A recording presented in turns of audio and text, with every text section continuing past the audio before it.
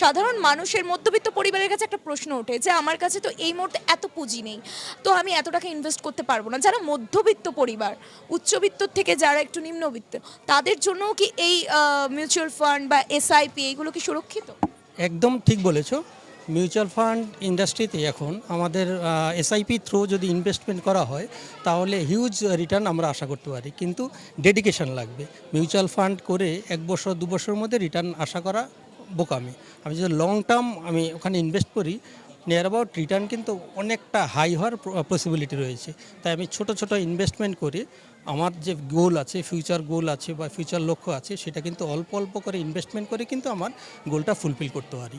আর কেন আমি করব তার একটা নিট কারণ, আমাদের ব্যাংকিং সেক্টর বা others bank, post office, LIC এগুলোকে যখন আমি ইনভেস্টমেন্ট করব, তাহলে নিয়ার অ্যাবাউট ইন্স্যুরেন্সে 4% অ্যাবাউট ধরা যায়। Bank, post office, higher senior citizen rate of interest 7% approx.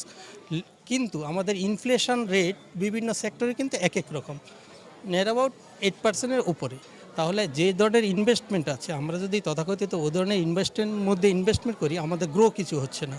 তাহলে আমাদের বেটার ইনভেস্টমেন্টের জন্য আমাদের কিন্তু মিউচুয়াল ফান্ডে আসতেই হবে, যার জন্য long time 5 years and above ইকুইটিতে আমি যেতেই পারি।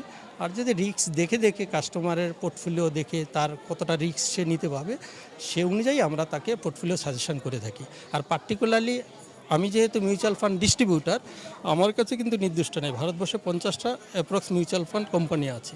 আমরা কিন্তু তার পোর্টফোলিও চেক আপ করে সে কতটা দিতে পারবে, বা আমরা যেখানে ইনভেস্টমেন্ট করাবো তার প্রায় 10 বছর ডাটা অ্যানালাইসিস করে কোথায় রাখলে সে বেটার রিটার্ন জেনারেট করতে পারে, বা রিটার্নের চাইতে বড় বিষয় যেটা, মার্কেট যখন ভোলাটিলিটি আসে সে তার ফান্ড কতটা ধরে রাখতে পারবে, সেই ধরনের অ্যানালাইসিস করে কিন্তু আমরা সাজেস্ট করি তাকে কোন কোম্পানিতে ইনভেস্টমেন্ট করা উচিত। তাই আমার নাম Nihar Ranjan Mallick, mutual fund distributor. News super आप सभी को दे सकता है सब खबर सबका खबर। धन्यवाद। ঠিকানা কাঁচরাপাড়া পলিক্লিনিক বা নাইট অ্যাঞ্জেল নার্সিং হোম। কেনাকাটার একমাত্র ঠিকানা আগমনী বাসন্তী।